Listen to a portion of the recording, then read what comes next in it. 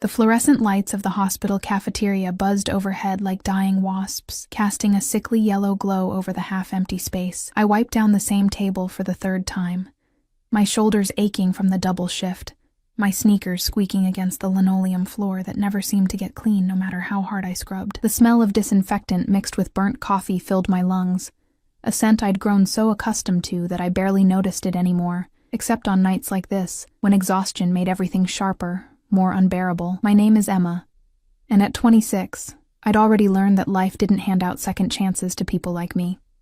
People who grew up in foster care. People who worked 3 jobs just to afford a studio apartment in the worst part of the city.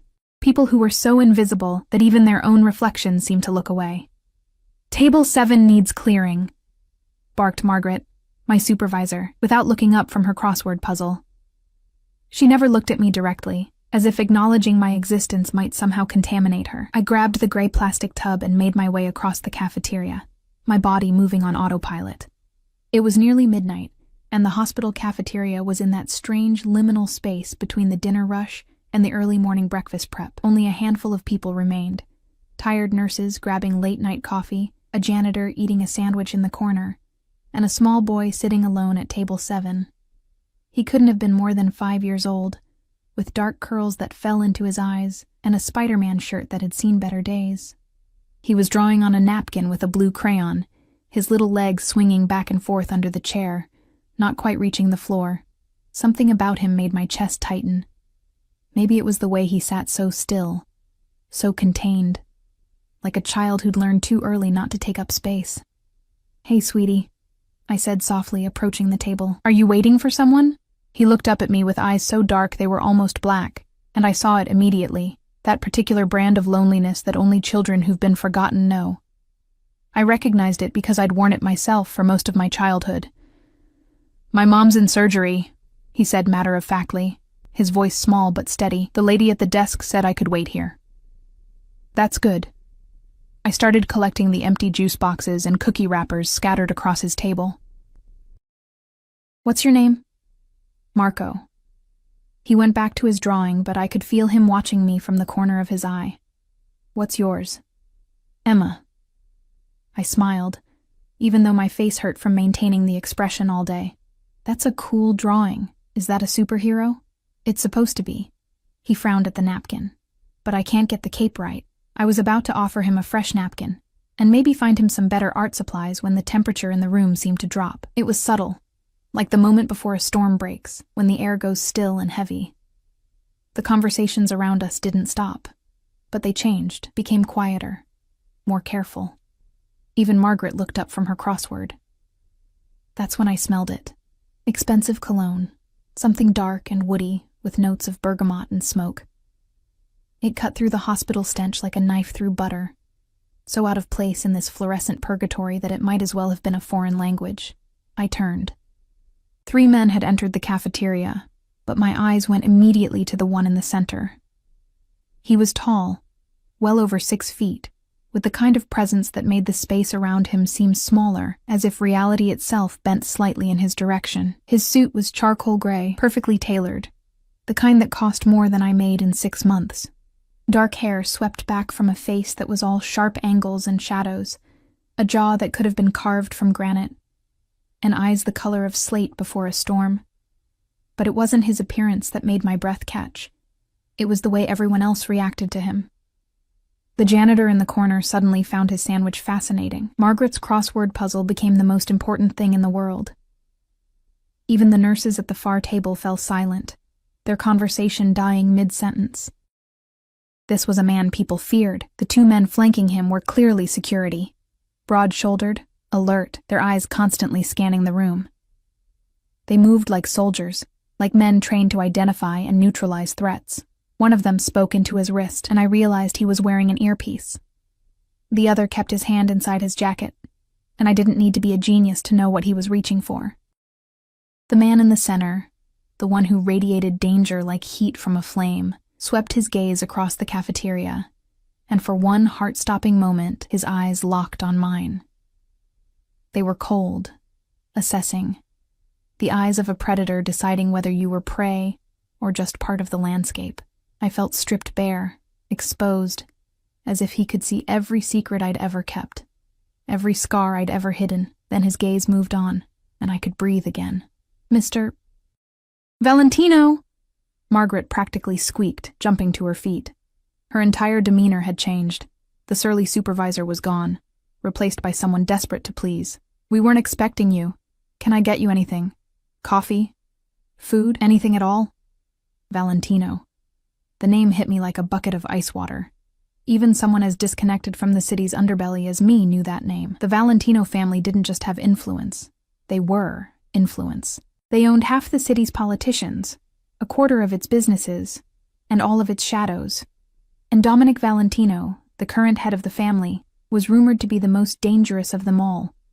This man, in his perfect suit with his cold eyes and his armed guards, was probably here visiting someone important, someone who mattered. Unlike me. Unlike Marco. I turned back to the boy, intending to finish clearing his table and get out of the way before I accidentally made eye contact with the wrong person again. But Marco wasn't looking at me anymore. He was staring at Valentino with an expression I couldn't quite read. Something between awe and longing, like a starving person looking at a feast through a window. Marco, come on, let's get you some fresh... But the boy was already sliding out of his chair. My heart lurched. Marco, no, wait. He was small and fast, darting between tables before I could catch him. I dropped the plastic tub, and it clattered to the floor, spilling trash everywhere. Margaret made a sound of disgust, but I ignored her, my focus entirely on the little boy who was now standing directly in front of Dominic Valentino. The security guards moved instantly, stepping forward to intercept. But Valentino raised one hand, just a slight gesture, barely there. And they froze. His attention dropped to Marco, and something flickered across his face.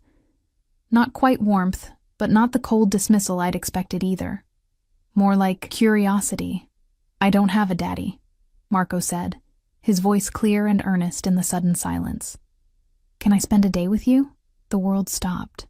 Every person in that cafeteria held their breath.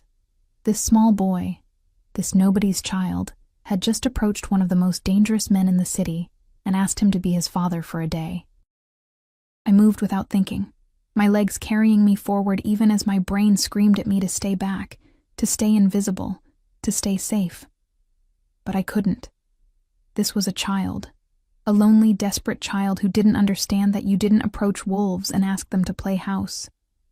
I'm so sorry, I gasped, reaching for Marco's shoulder. He didn't mean to bother you. Marco, come on, let's go back to... Valentino's eyes found mine again. And this time they didn't move on. They pinned me in place like a butterfly under glass, and I felt every nerve in my body light up with warning. This close, I could see the flecks of silver in his gray eyes, could see the slight scar that cut through his left eyebrow, could smell that intoxicating cologne mixed with something else, something dangerous and dark, like gunpowder and leather. And you are? His voice was low, smooth as expensive whiskey, with an edge that suggested violence was never more than a heartbeat away. Nobody, I breathed. I'm nobody. I work here. Marco was sitting alone and I was checking on him, and I didn't know he was going to... I wasn't talking to you. The words were soft, almost gentle, but they cut like a blade. He turned his attention back to Marco, and I felt the weight of his focus lift from me like a physical thing. I could breathe again, but I didn't step back. Couldn't. Not while this child was within reach of something so clearly predatory. Valentino crouched down, an action so unexpected that one of his guards actually flinched. He moved with the fluid grace of someone completely confident in their ability to defend themselves, someone who'd never had to worry about being vulnerable. Up close, he was even more imposing, but Marco didn't seem afraid. The boy looked at him with something like hope, and it broke my heart. What's your name? Valentino asked. Marco Anthony Rossi. The boy stood straighter, as if giving his full name made him more official, more real. I'm 5 3/4. My mom's having a baby, but she's sick, so they have to cut her open to get it out. Something passed across Valentino's face, too quick to identify, but it looked almost like pain. Where's your father? I told you I don't have one. Marco's voice wavered slightly. He left before I was born. Mom says he's a bad man, but I think maybe he just got lost and couldn't find his way back. The innocence of it, the absolute faith that there had to be a good reason for abandonment, made my throat tight. I knew that story. I'd lived that story, and I knew how it ended, not with lost fathers finding their way home, but with children learning to navigate the world alone. Valentino stood slowly, his height suddenly overwhelming now that he was at his full stature again. He looked at Marco for a long moment, his expression unreadable. Then he did something that shocked everyone in the room. He pulled out his phone, pressed a button, and spoke quietly to whoever answered. "What floor?" A pause. "Good. Have someone bring me a chair." One of his guards immediately spoke into his wrist device, and within 2 minutes a nurse appeared with a comfortable chair, the kind usually reserved for private rooms, not cafeteria waiting areas. She set it down without a word and disappeared just as quickly. Valentino gestured to the chair. "Sit." Marco's eyes went wide. "Really?" "I have business here. You're waiting. We both sit. That's not spending a day together, but it's something." The smile that broke across Marco's face was like sunrise, pure, radiant, full of uncomplicated joy. He scrambled into the chair, his little legs dangling, and looked up at Valentino with absolute adoration. I should have left, should have picked up my drop tub, finished my shift, and forgotten this ever happened. But my feet wouldn't move. I stood there, frozen, watching this impossible scene unfold. A mafia boss and a lonely child sitting side by side in a hospital cafeteria at midnight. Valentino's eyes found mine again, and this time they held a question, or maybe a challenge. "You work here," he said. It wasn't a question. "Yes," I managed. "Then work." He gestured vaguely at the mess I'd made. "Unless you have something else to say." It was a dismissal. Clear, absolute. I should have taken it, should have scurried away like everyone else in this room clearly wanted to do. But something in his expression, something in the way he'd crouched down for that little boy, something in the flash of pain when Marco mentioned his absent father, made me bold. Stupid, maybe, but bold. "He's just a kid," I said quietly. "He doesn't understand." "Understand what?" Valentino's voice dropped lower, became softer, and somehow that made it more threatening. "Explain to me what this child doesn't understand." My mouth went dry. What was I doing?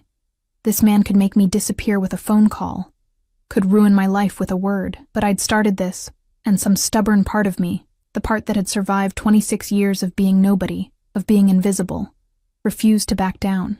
That people like you don't spend time with people like us. The words hung in the air between us, heavy with implication. His eyes narrowed slightly, and I saw his jaw tighten.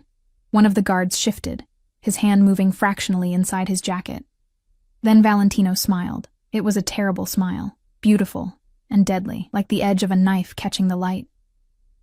"People like me," he repeated softly. "And what kind of person do you think I am, Emma?"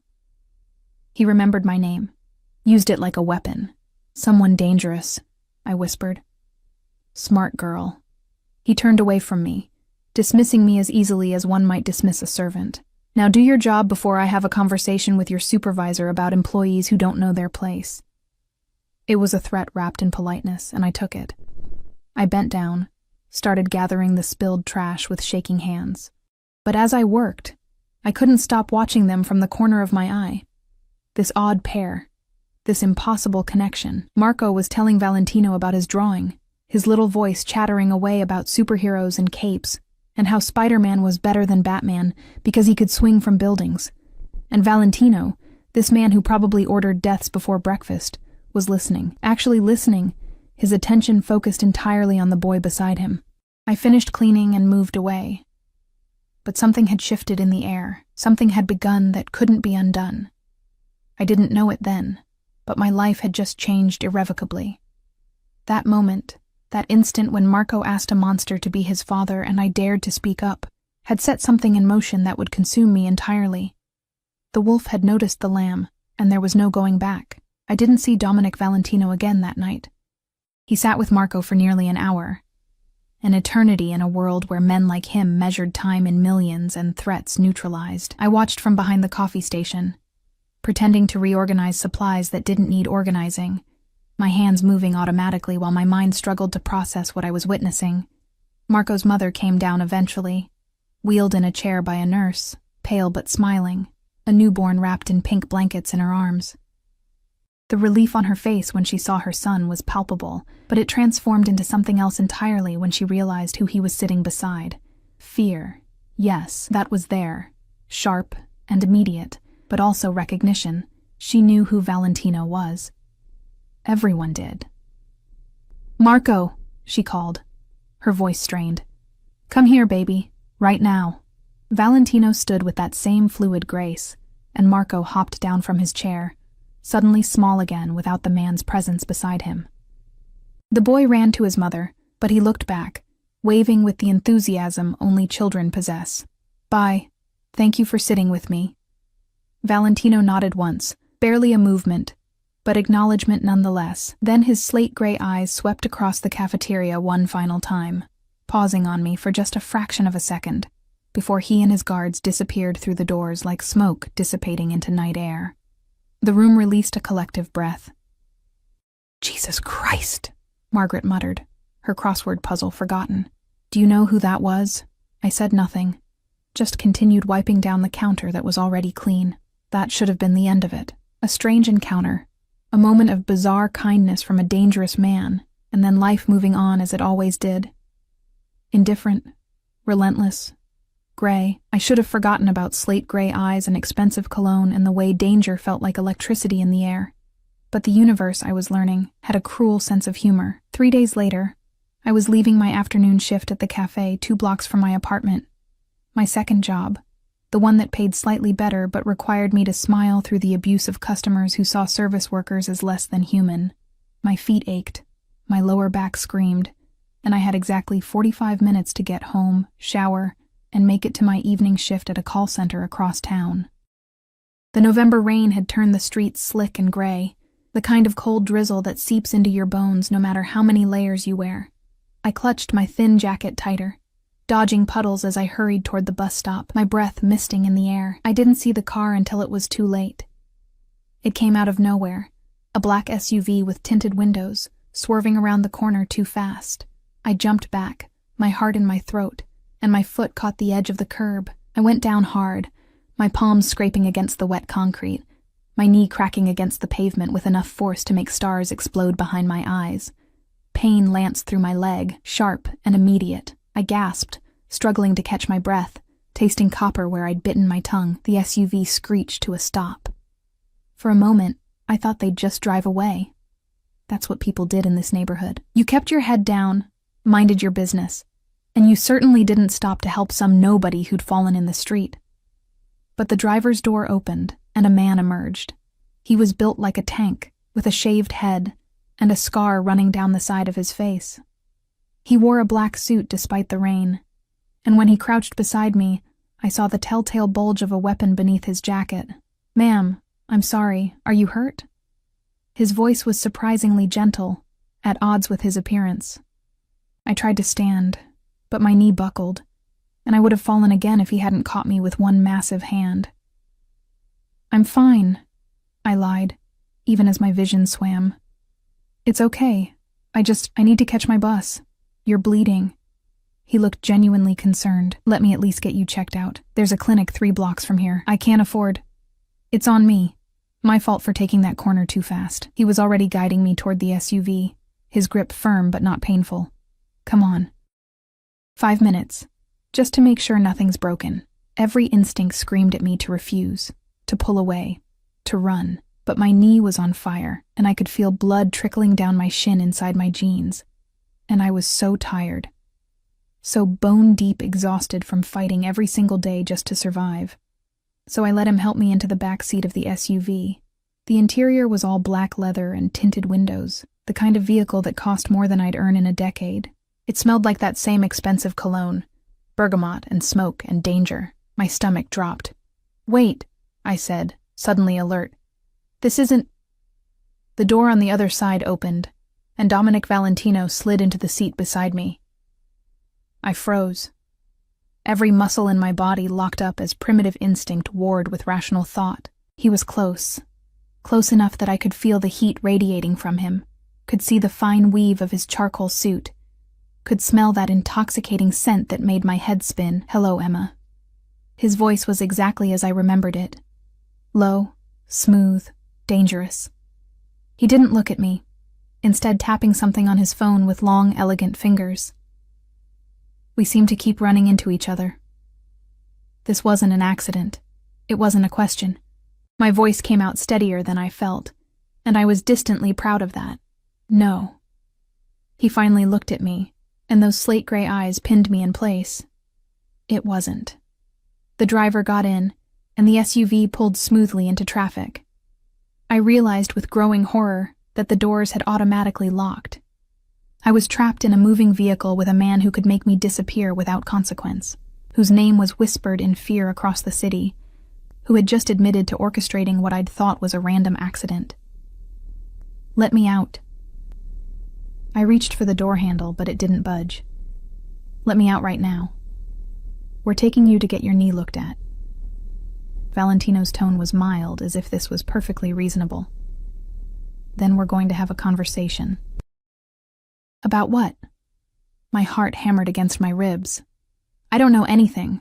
I'm nobody. I work minimum wage jobs and live in a studio with mold in the bathroom. There's nothing I could possibly—" "Marco Rossi." He turned to face me fully, and I pressed back against the door. "Tell me about his father." The question caught me completely off guard. "What?" I don't know anything about his father.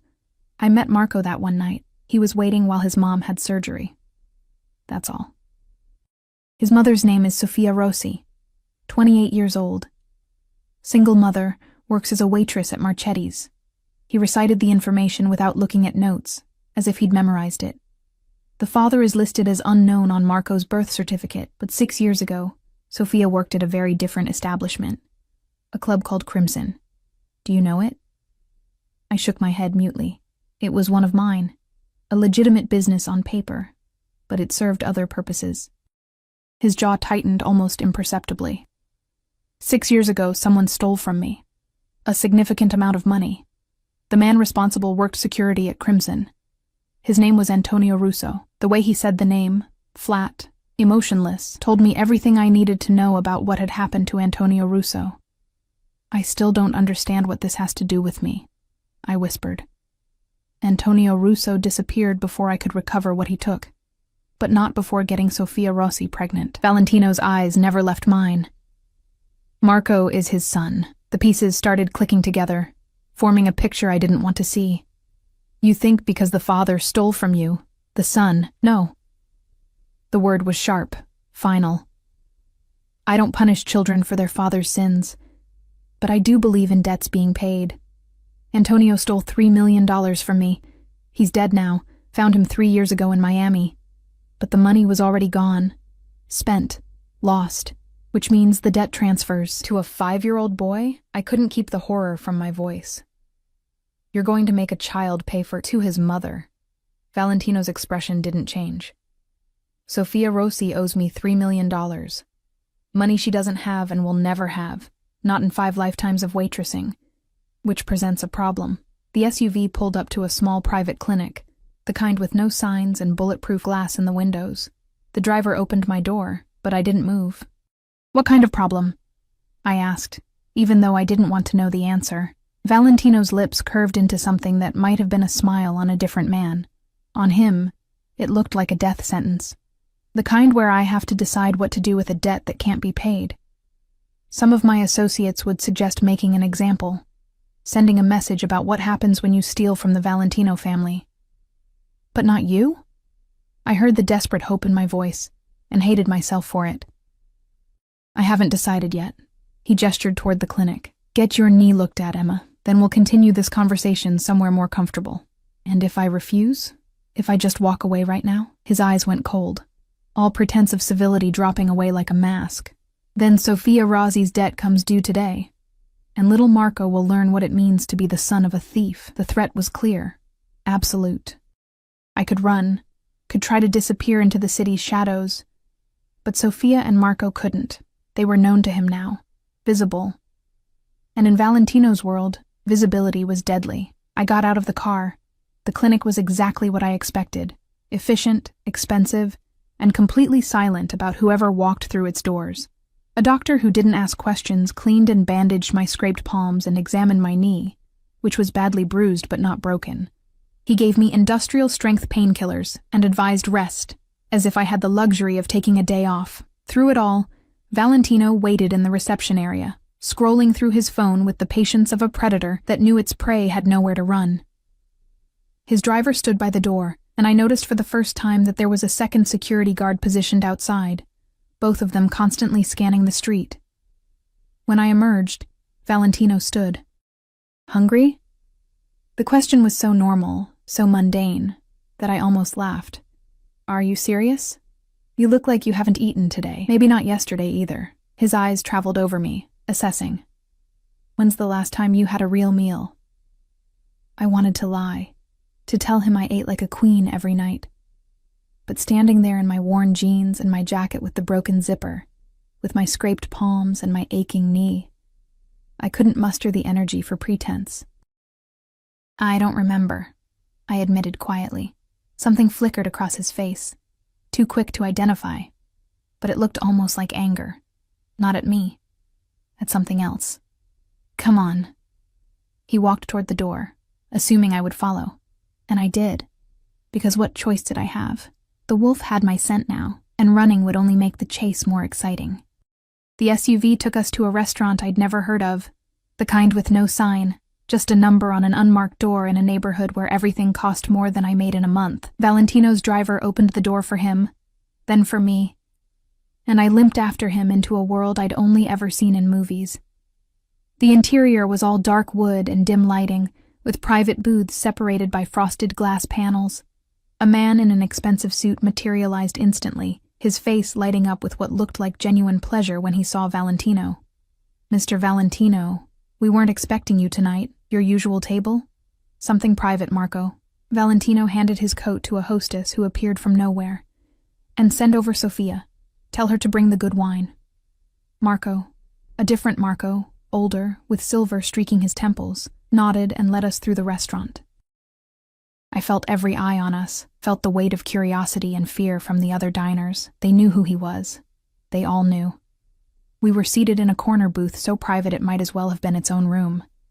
The leather was butter soft, the table solid mahogany. A single candle flickered between us, casting dancing shadows across Valentino's face.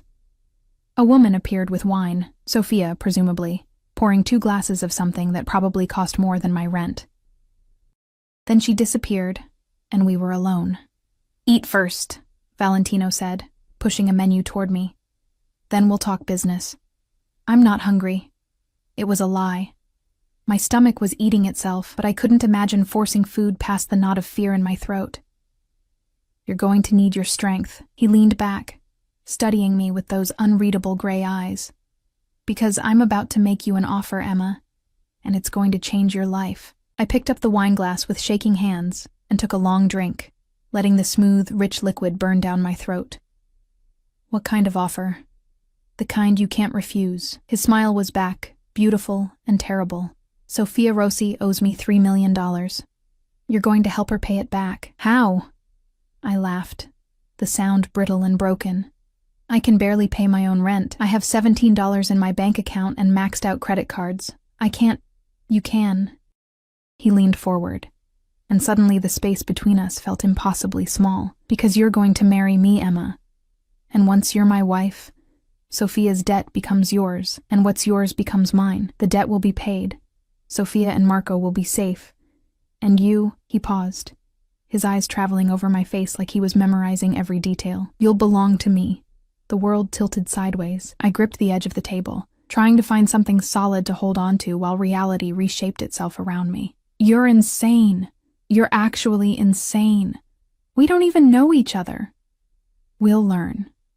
His tone was matter-of-fact, as if he was discussing a business merger and not a marriage. "You need money, protection, a life that doesn't involve working yourself to death for pennies. I need a wife. Someone who won't be marrying me for my name or my money, because you don't care about either. Someone who isn't already tangled up in my world. Someone clean. Innocent." "I'm not innocent," I shot back. And I'm definitely not stupid enough to marry a man who kidnapped me off the street. Wasn't a kidnapping. Was a rescue. His eyes glinted with something that might have been amusement. And you're smarter than you think, Emma. Smart enough to know you can't save Sophia and Marco any other way. Smart enough to recognize an opportunity when it's presented. Smart enough to understand that I'm not asking. The implication hung heavy between us. This wasn't an offer. It was an ultimatum dressed in wedding clothes. And if I say no, I whispered, then Sophia's debt comes due. He took a sip of his wine, casual, unconcerned. I'll give her a week to produce $3 million. When she can't, I'll take the restaurant she works at as partial payment. She'll lose her job. Then I'll take her apartment. She'll be on the streets with 2 children. And when she still can't pay, when she has nothing left to take, he let the sentence hang, unfinished. He didn't need to complete it. I could imagine the rest. You're a monster, I breathed. Yes. He didn't even flinch. But I'm a monster offering you a golden cage, Emma. Marry me, and you'll never work 3 jobs again. You'll never wonder where your next meal is coming from. You'll have everything you've ever wanted. Except freedom. Freedom is overrated. He reached across the table, and before I could pull away, his fingers closed around my wrist. His touch was warm, firm, sending electricity racing up my arm. Freedom is just another word for being alone, for being invisible, for being nobody. I'm offering you the chance to be somebody, Emma. To matter. To be seen. His thumb traced small circles on the inside of my wrist, right over my racing pulse. He could feel how fast my heart was beating. Could feel the effect he had on me even as my brain screamed at me to run. Think about it, he said softly, his voice dropping to something intimate, almost tender. Think about never having to choose between eating and paying rent. Think about having power instead of being powerless. Think about saving a little boy who reminded you of yourself, alone, forgotten, waiting for someone to choose him. He released my wrist, and I pulled back as if burned, but I could still feel the ghost of his touch, could still feel the heat of his skin against mine. I need time, I managed. You have until tomorrow night. He pulled out his phone, tapped something, and mine buzzed in my pocket. I just sent you an address. Be there at 8. Wear something nice. I'll have clothing delivered to your apartment in the morning. Come prepared to say yes, Emma, because there isn't another answer that ends well for anyone. He stood, placing several $100 bills on the table. Order whatever you want. Eat. You're going to need your strength for what comes next. Then he was gone, disappearing with his guards, leaving me alone in this impossible restaurant with impossible choices, and the ghost of his touch still burning on my skin. I sat there for a long time, staring at the candle flame, watching it flicker and dance. A server eventually came by, kind-faced and patient, and I heard myself ordering food I couldn't pronounce. I ate mechanically, tasting nothing, my mind spinning in circles that led nowhere good. By the time I left, taking a cab home with money Valentino had left, because of course he'd thought of everything, I knew what I was going to do. I was going to say yes, not because I wanted to. Not because I was falling for some dark romance fantasy, but because Marco's face kept flashing through my mind, that little boy with hope in his eyes. Asking a monster to be his father, that little boy who deserved better than to pay for his father's sins. I was going to marry the devil to save a child I barely knew, and God help me, I had no idea if that made me a hero or just another victim. The dress arrived at 6 a.m, delivered by a woman in a sleek black uniform, who looked like she'd never worn anything from a thrift store in her life. She didn't ask questions, just handed me a garment bag and 3 designer shopping bags, then disappeared down the hallway of my rundown apartment building as silently as she'd appeared. I stood in my doorway, staring at the bags like they might contain a bomb. Maybe they did. Maybe this whole thing was the elaborate setup, and I'd opened them to find nothing but a reminder of how stupid I'd been to think a man like Dominic Valentino actually wanted to marry someone like me. But when I finally worked up the courage to unzip the garment bag, I found a dress that probably cost more than 6 months of my rent. It was midnight blue, the color of the sky just before true darkness falls. Silk, I thought, running my fingers over the fabric.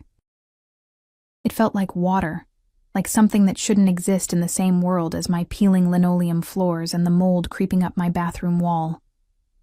The cut was elegant, a fitted bodice with a neckline that would show just enough skin to be interesting without being obscene, and a skirt that would fall to just above my knees.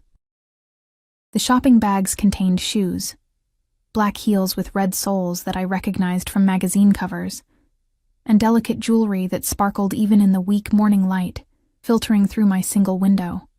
There was also a small makeup bag filled with products I'd only ever seen behind locked displays in department stores, and a note, written in sharp, angular handwriting. Wear it all. The car will arrive at 7:30. Don't be late. I wanted to throw it all away. Wanted to pack my single suitcase and run to another city, another life, where Mafia bosses didn't orchestrate accidents and propose marriage as a business transaction. But Marco's face haunted me, and if I was being honest with myself, brutally, painfully honest, there was something else too, the way Valentino had looked at me. Not through me, the way most people did, but at me. Like I was visible, like I mattered. Like I was something more than just another minimum wage worker in a city full of them. It was dangerous, that feeling. Intoxicating. And I hated how much I wanted to feel it again. I called in sick to all 3 of my jobs. The cafe manager was pissed, the hospital supervisor was indifferent, and the call center just marked me as a no-show. It didn't matter. After tonight, I'd either be Dominic Valentino's wife, or I'd be dead. Either way, I wouldn't be showing up for tomorrow's shift. I spent the day in a strange fugue state, moving through the motions of being human, without really being present. I showered for a long time, letting the lukewarm water, the building's hot water heater had been broken for weeks, wash away the grime and exhaustion. I dried my hair, styled it as best I could with my cheap drugstore products. The makeup in the bag was intimidating, but I managed to create something that looked intentional. Smoky eyes, nude lips, a hint of color on my cheeks. When I finally put on the dress, I barely recognized myself. The woman staring back from my cracked mirror looked expensive, sophisticated, like someone who belonged in Valentino's world of private restaurants and bulletproof SUVs. The dress hugged my curves in ways that made me feel both powerful and exposed. The shoes added 4 inches to my height, making my legs look longer, stronger. The jewelry, a simple diamond pendant and matching earrings, caught the light with every movement. I looked like someone worth marrying. The thought made me laugh, a bitter sound that echoed in my tiny apartment. This was all costuming. Pretend. Underneath the silk and diamonds, I was still just Emma. Nobody. Nothing. The girl who'd grown up in foster care and learned early that nobody came to save you. You saved yourself, or you drowned.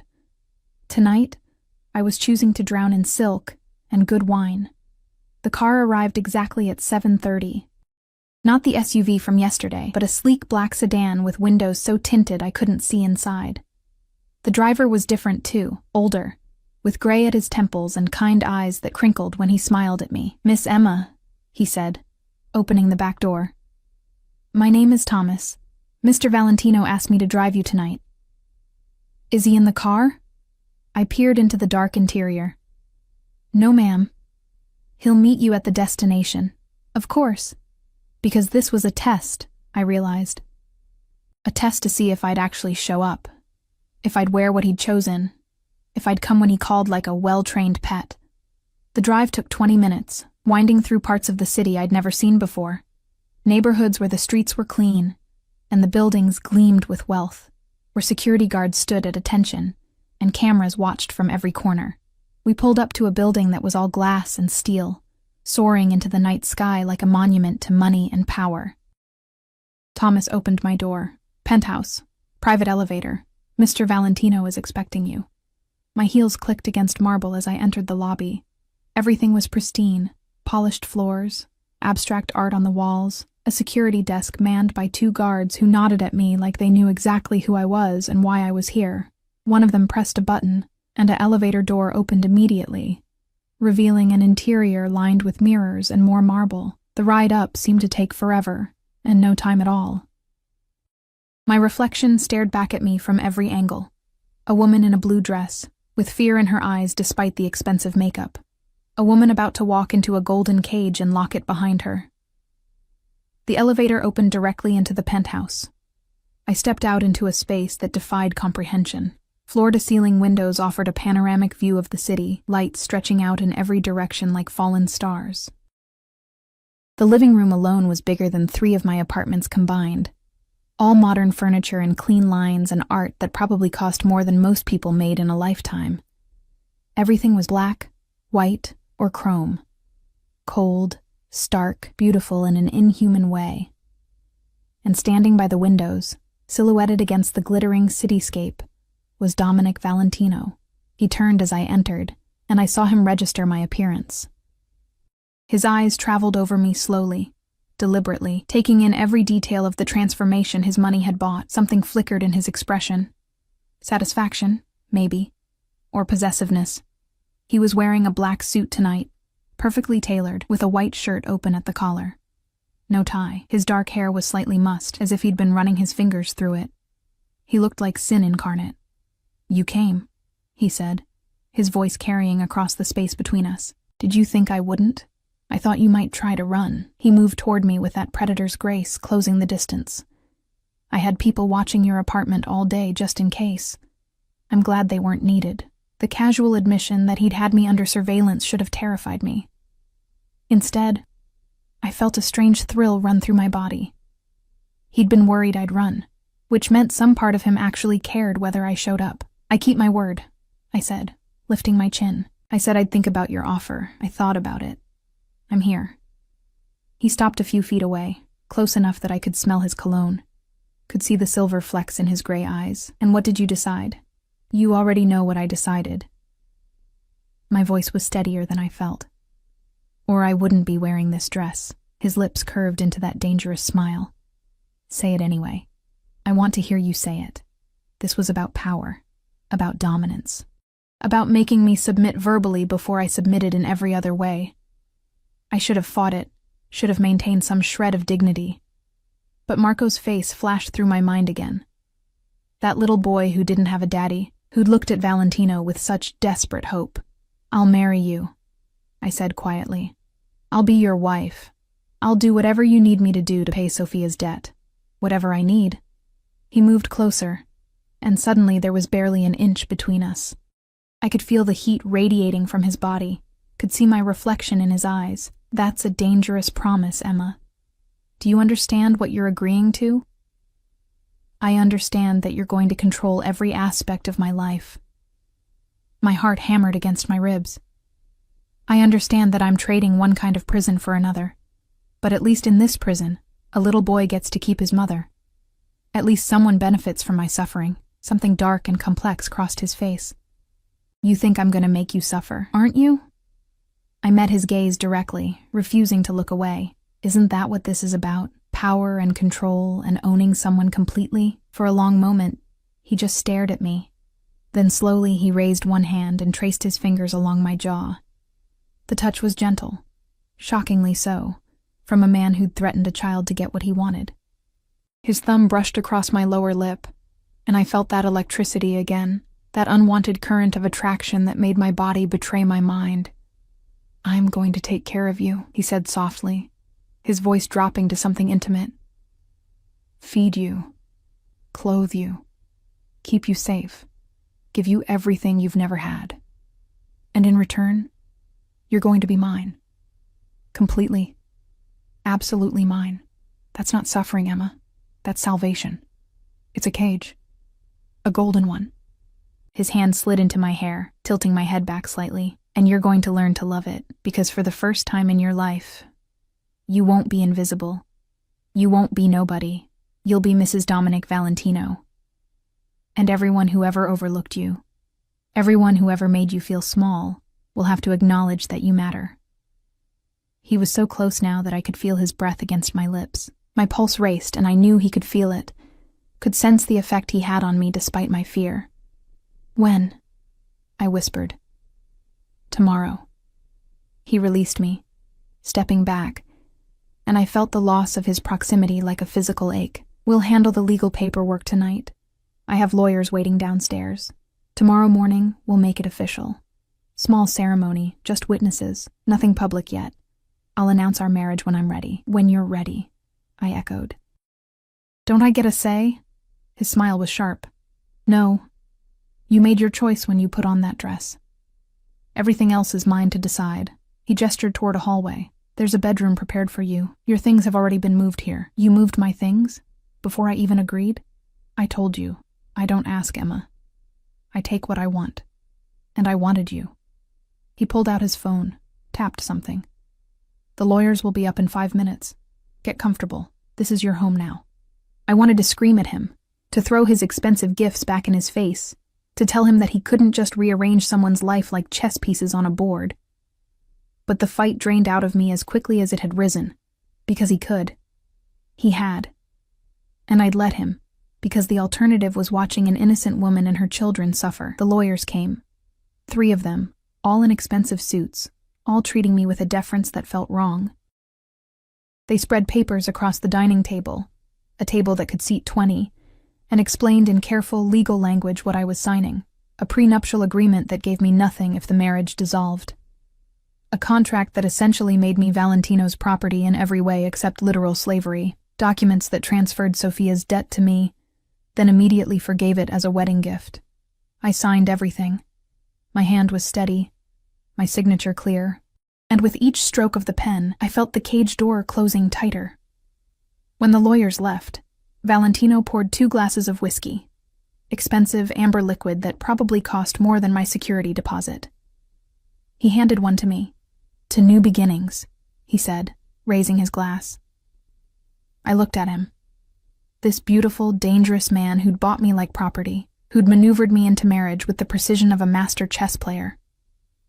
This man who'd sat with a lonely child and then threatened that same child to get what he wanted. To golden cages, I replied, and drank. The whiskey burned all the way down, but I welcomed the pain. It was the last thing I'd feel that was entirely my own. Tomorrow, I would become Mrs. Dominic Valentino, and nothing would ever be the same. I didn't sleep that night. How could I? I lay in a bed larger than my entire former apartment, between sheets that felt like clouds, staring at a ceiling that was too far away to seem real. The bedroom Valentino had given me was decorated in shades of cream and gold, with furniture that looked like it belonged in a museum. There was a walk-in closet already filled with clothes I hadn't chosen, a bathroom with heated floors and a shower that had more settings than my old car, and windows that overlooked the city from a height that made me dizzy. Everything was perfect, beautiful, suffocating. Around 3 a.m, I gave up on sleep and wandered out into the living room, my bare feet silent on the cold marble floors. The city lights still glittered below, and I pressed my forehead against the glass, watching the tiny cars move like blood cells through arteries. All those people living their normal lives while mine had been completely dismantled and rebuilt in the image of a man I barely knew. Can't sleep? I spun around, my heart leaping into my throat. Valentino stood in the shadows near the hallway, wearing only black silk pajama bottoms. His chest was bare, and I could see the evidence of his dangerous life mapped across his skin. Scars, some thin and surgical, others jagged and violent. He was lean muscle and controlled power, and despite everything, despite my fear and my anger, my body responded to the sight of him. I didn't mean to disturb you, I said quietly. You didn't. I don't sleep much either. He moved into the room, and I noticed he was holding a glass of what looked like whiskey. Occupational hazard. Hard to sleep when you have enemies who'd love to catch you vulnerable. Is that what I am now? I turned back to the window. One more thing you have to protect? You're my wife. As of... He glanced at his watch. 3 hours from now. Protection comes with the territory. The word wife hit me like a physical blow. In less than 3 hours, I would stand in front of witnesses and promise to love, honor, and obey a man who'd blackmailed me into marriage. The absurdity of it would have been funny if it wasn't so terrifying. Tell me something, I said, still facing the window so I wouldn't have to look at him. Why me? You could have any woman in the city, women who actually want to marry you, who understand your world. Why go to all this trouble for someone who's only saying yes to save a stranger? He was quiet for so long I thought he wouldn't answer. Then I heard him move closer, felt him stop just behind me, not touching, but close enough that I could feel the heat of his body. Because of that, he said softly, Because you're saying yes to save a stranger. Because when Marco asked me to be his father for a day, you didn't look at me with fear or greed or calculation. You looked at me like I was dangerous and tried to protect him anyway. Do you know how rare that is? Someone who sees exactly what I am and still has the courage to stand between me and what I want? That's not courage. That's stupidity. Maybe. His hand came up, not touching me, but hovering near my shoulder. Or maybe it's the first real thing I've seen in years. Everyone in my world wants something. Power, money, protection, status. They smile and scheme and pretend. But you're not pretending, Emma. You hate this. You hate me. And somehow that makes you the most honest person I've encountered in a decade. I turned to face him and found him closer than I'd expected. Close enough to see the exhaustion etched around his eyes, the tension in his jaw. If you want honesty, here it is. I think you're a monster. I think you manipulate and threaten and destroy lives without losing sleep. I think this marriage is a game to you, and I'm just another piece on your board. And I think that someday, probably soon, I'm going to regret ever meeting you. Instead of anger, something almost like approval flickered across his face. Good. Hold on to that. The anger will keep you strong. He drained his whiskey and set the glass down on a nearby table. But know this. I might be a monster, but I'm your monster now, and I protect what's mine with everything I have. I don't need protection. Everyone needs protection, Emma. You've just been alone for so long you've forgotten what it feels like. He moved past me toward the hallway, and I thought he was leaving, but he paused. Get some rest. We have a long day ahead. Valentino? Dominic? He looked back at me. You're going to be my wife. You should probably use my first name. Dominic. I tested the word. Felt it strange on my tongue. What happens after? After the ceremony? After the papers are signed? What exactly do you expect from me? His eyes held mine, and I saw something dark and hungry move through them. Everything, Emma. I expect everything. But we'll start small.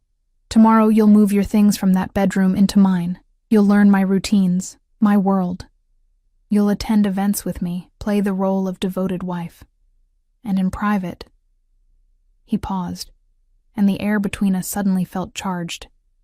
In private, you'll learn exactly what it means to belong to me. Heat flooded through me, fear and something else, something I refused to name. And if I can't be what you want, you will be.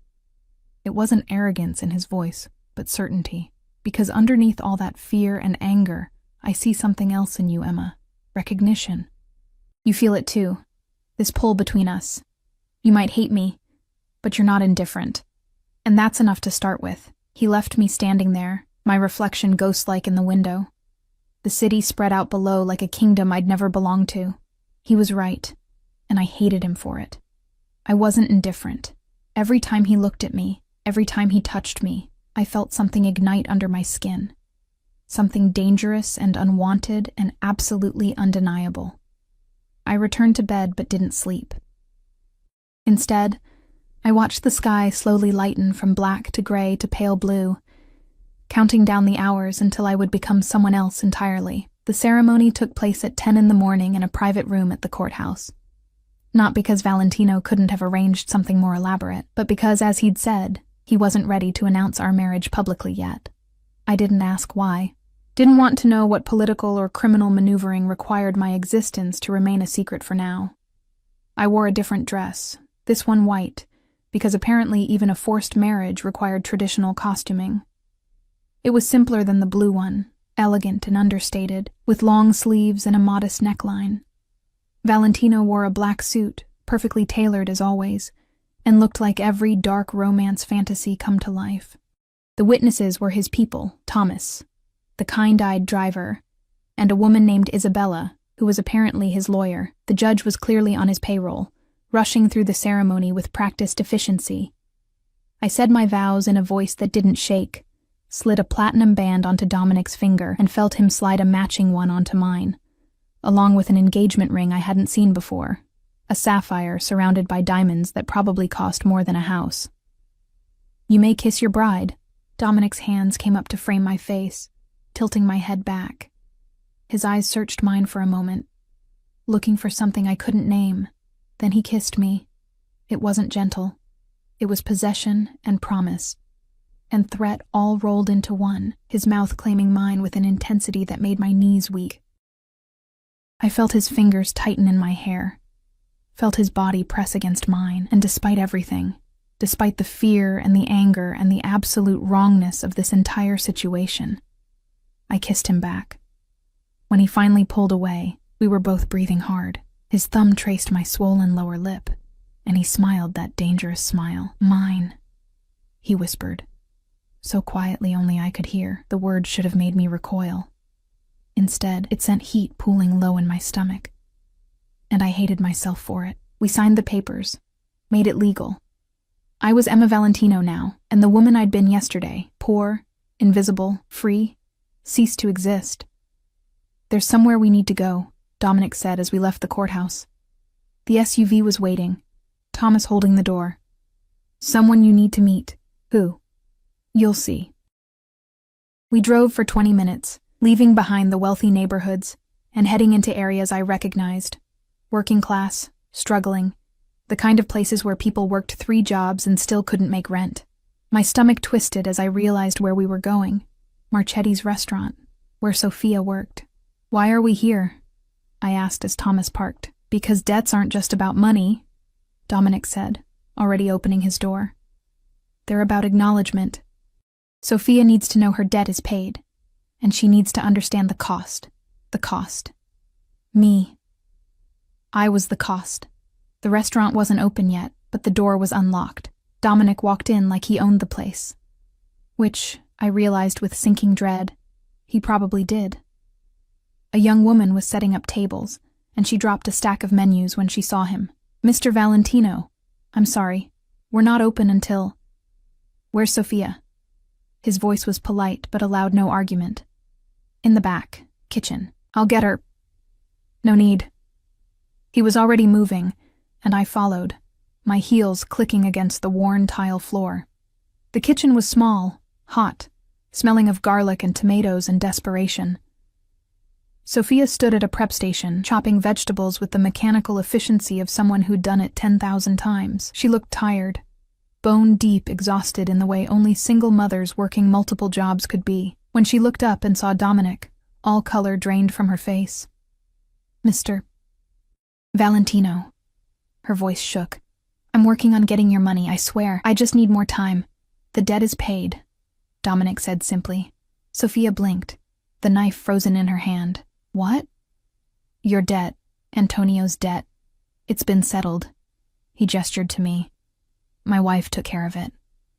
Sophia's eyes moved to me, and I saw the moment she recognized me.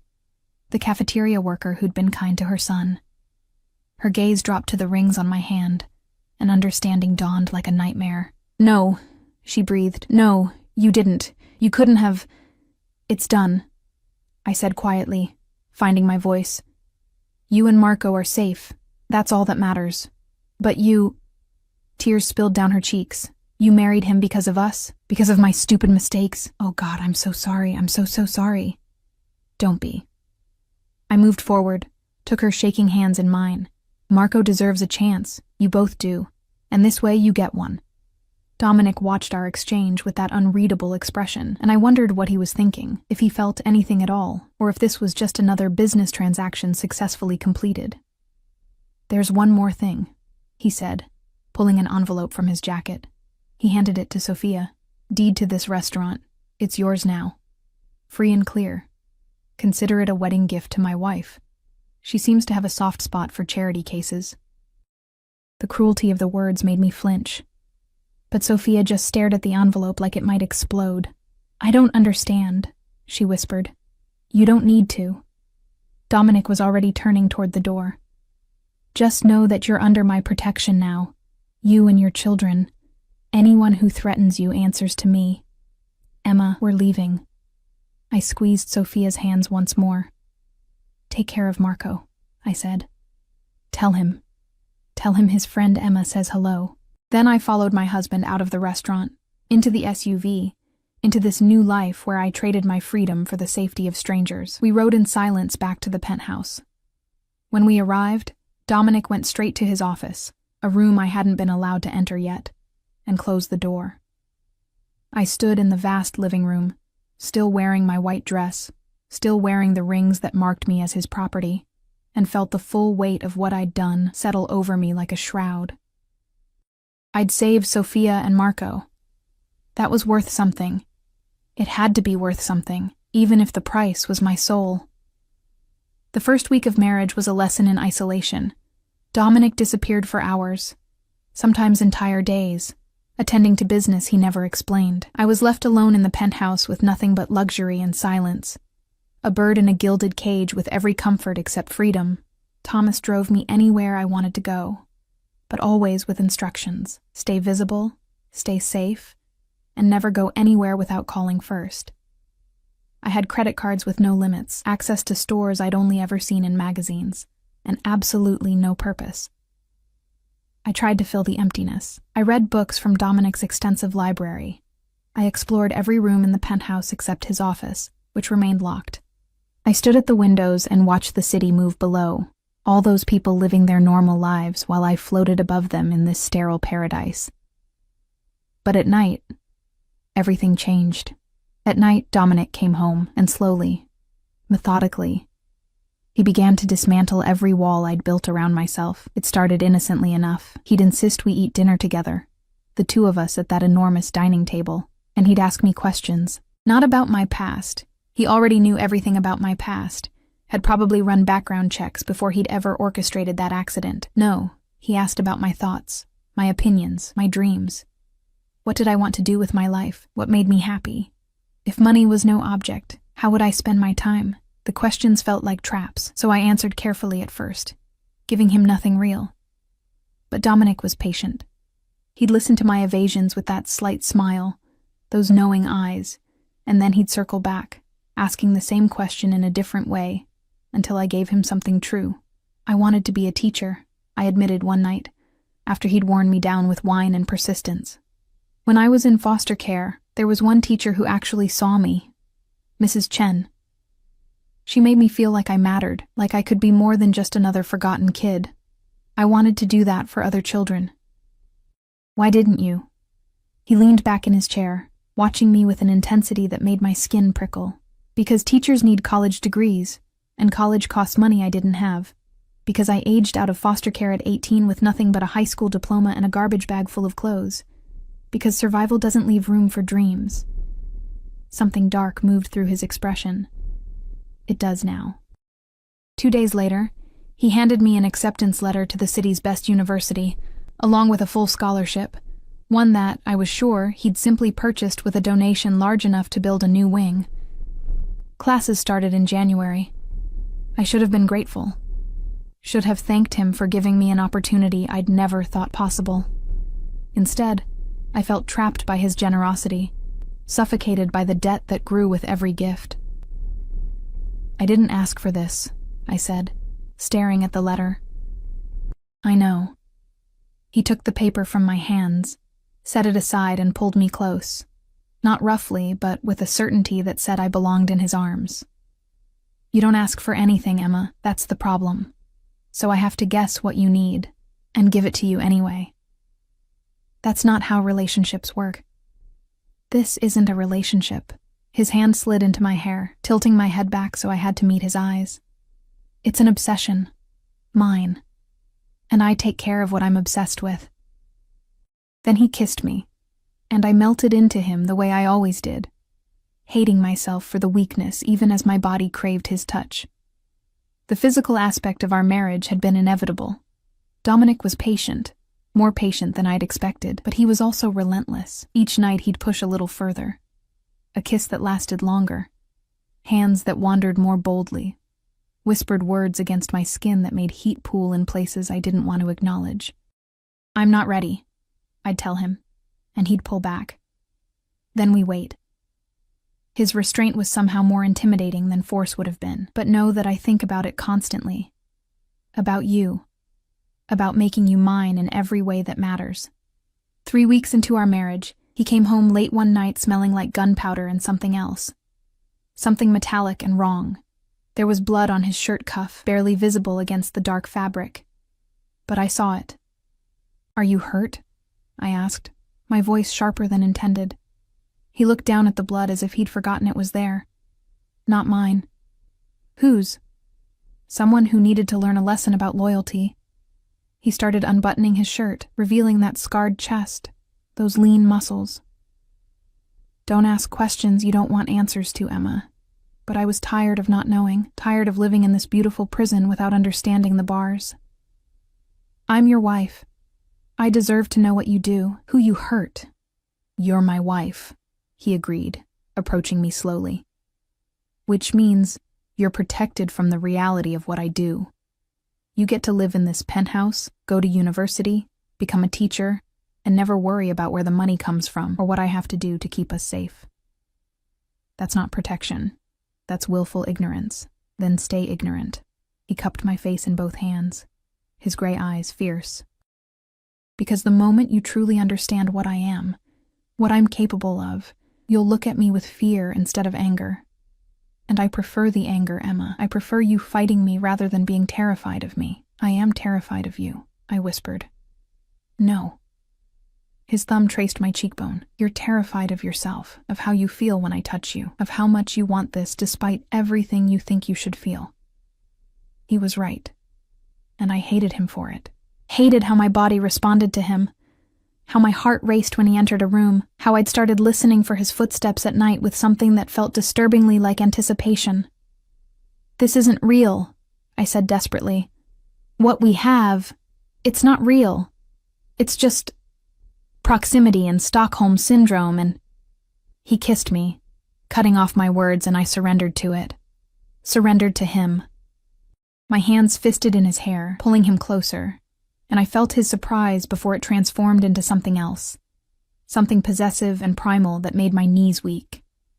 When we finally broke apart, we were both breathing hard. His eyes had gone dark, pupils dilated, and I saw the predator beneath the civilized veneer.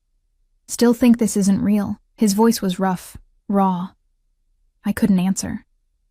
Couldn't think past the electricity crackling between us, the way my body was screaming for his touch, the way every rational thought had fled in favor of pure want. That night, I finally stopped fighting. I let him carry me to his bedroom. Our bedroom, he corrected. And I let him show me exactly what he'd been holding back. He was gentle despite the hunger in his eyes, patient despite the tension in his body, and when he finally made me his in every way that mattered, I understood what he'd meant about obsession. Because somewhere between the forced marriage and the carefully constructed cage, I'd fallen into my own obsession. With him. With the way he looked at me like I was the only thing that mattered in his dark world. With the softness he showed only me. The vulnerability he trusted me with when the rest of the world saw only the monster. It was wrong. Twisted. Probably a dozen kinds of unhealthy. But it was ours. 3 months into our marriage, Dominic took me to the hospital, not because either of us was sick, but because Sophia had invited us to Marco's 6th birthday party. I hadn't seen them since the day at the restaurant, though Dominic had assured me they were thriving. Sophia was running Marchetti's successfully, and Marco was in a good school, happy and healthy.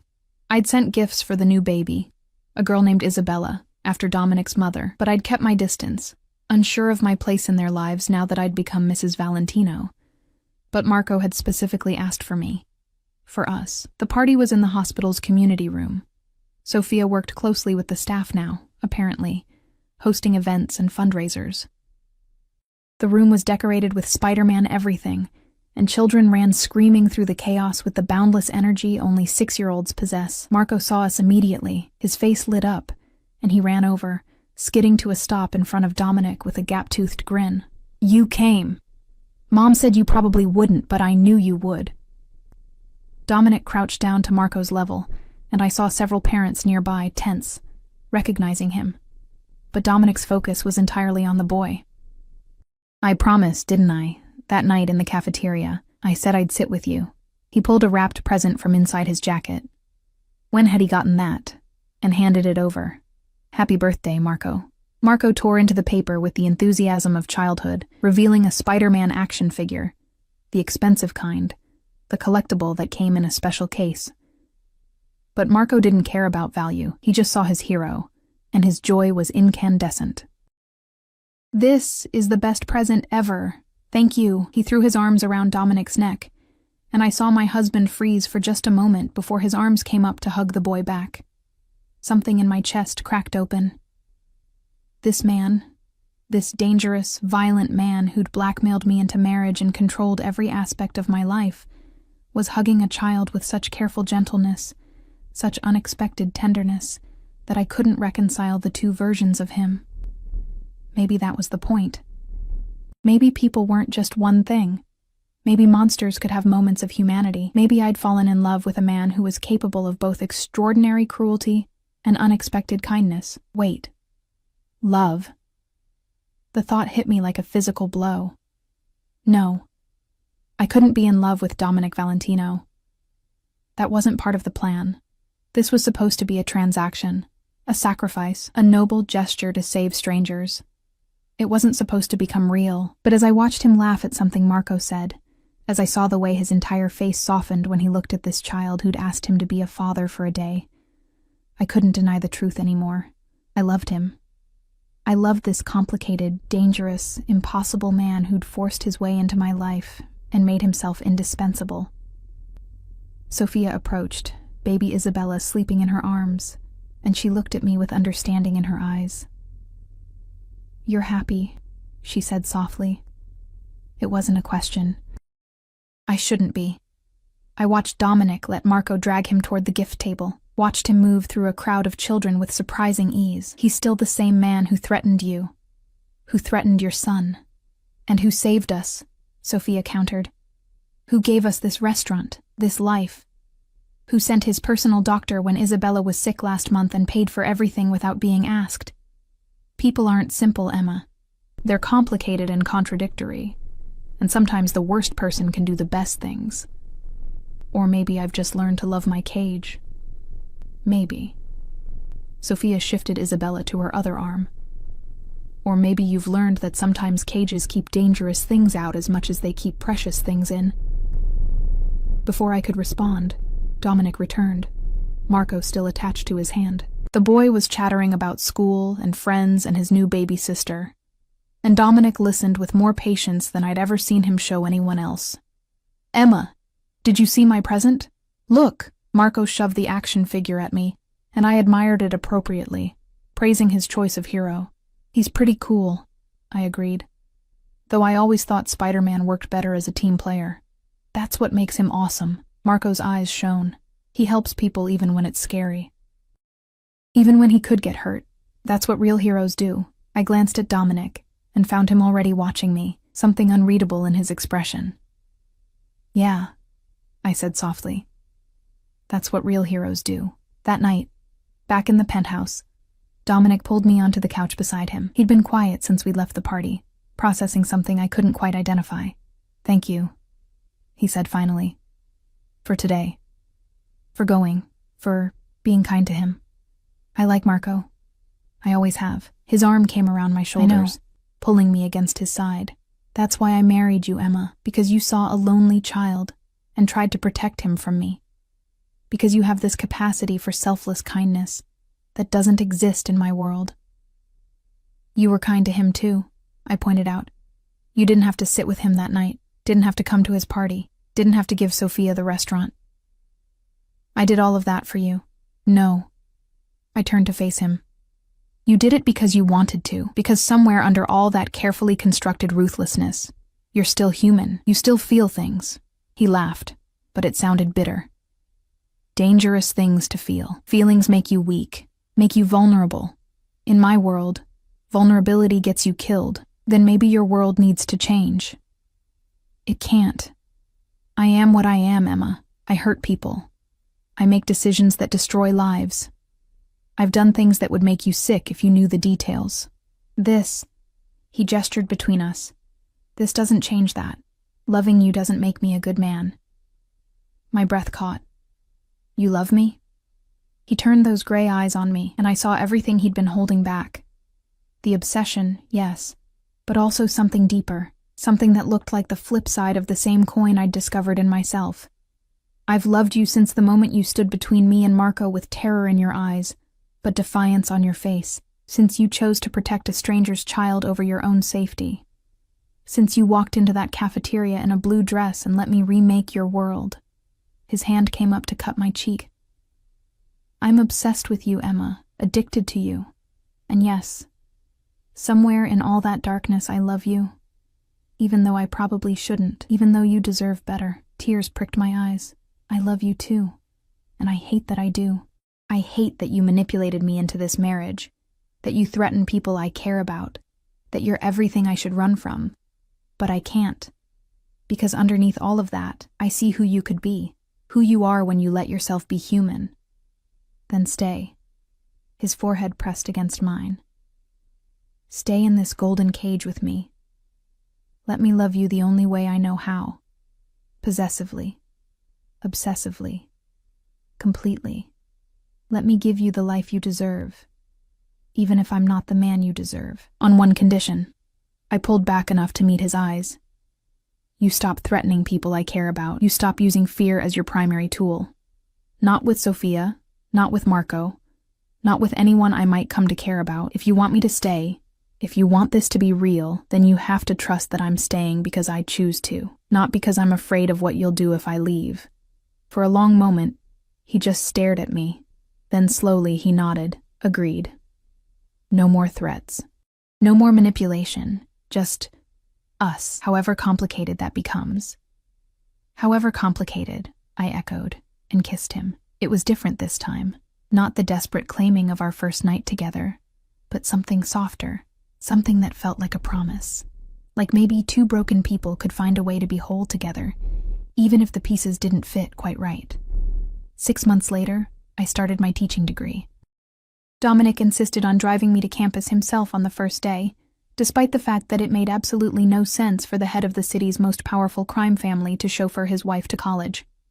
You're making a scene, I told him as students stared at the bulletproof SUV and the man in the expensive suit walking me to the education building. Good. Let them stare.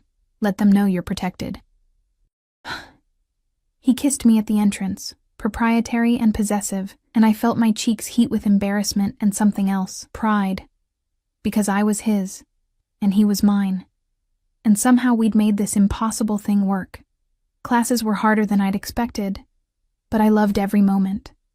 Loved discussing pedagogy and child development, loved planning lessons and imagining the classroom I'd someday have.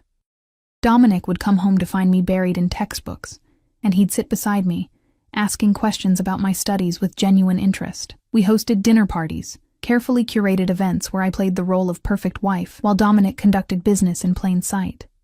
I learned to smile and nod and pretend I didn't know what was really being discussed. I learned the art of selective ignorance, of being present without being complicit. It wasn't perfect.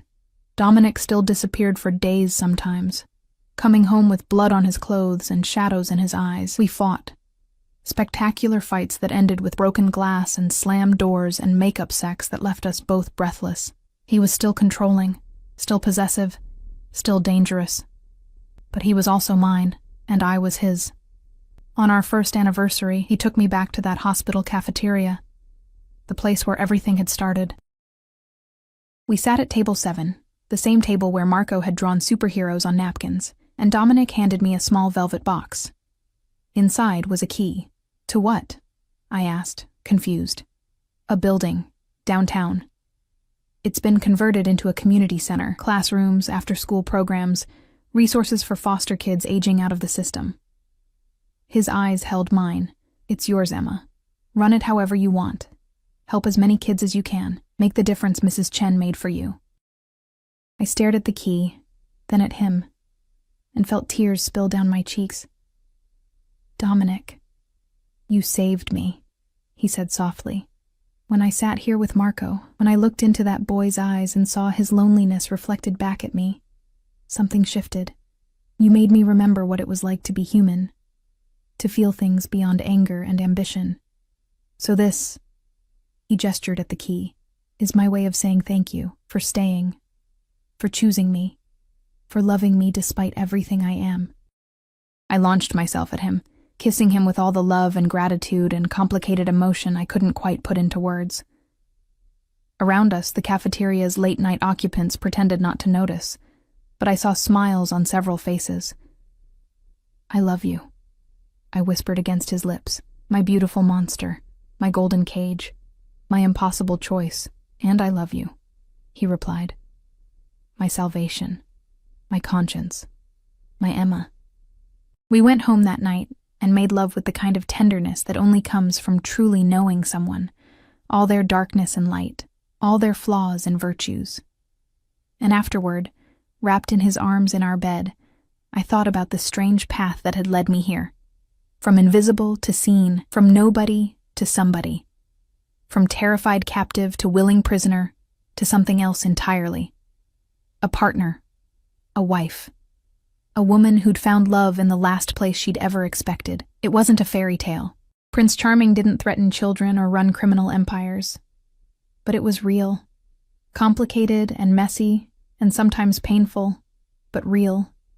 And in the morning, I'd wake up beside the man who'd stolen my freedom and given me everything else. I'd go to my classes, work toward my degree, and plan for the day when I could help foster kids the way Mrs. Chen had helped me. I'd visit Sophia and Marco, watch that little boy grow up safe and happy because of the impossible choice I'd made. And at night, I'd come home to my monster, my love, my choice. Because some cages aren't prisons. Some cages are sanctuaries. And sometimes, the most dangerous man in the city is the only one who truly sees you. That was enough. More than enough. It was everything.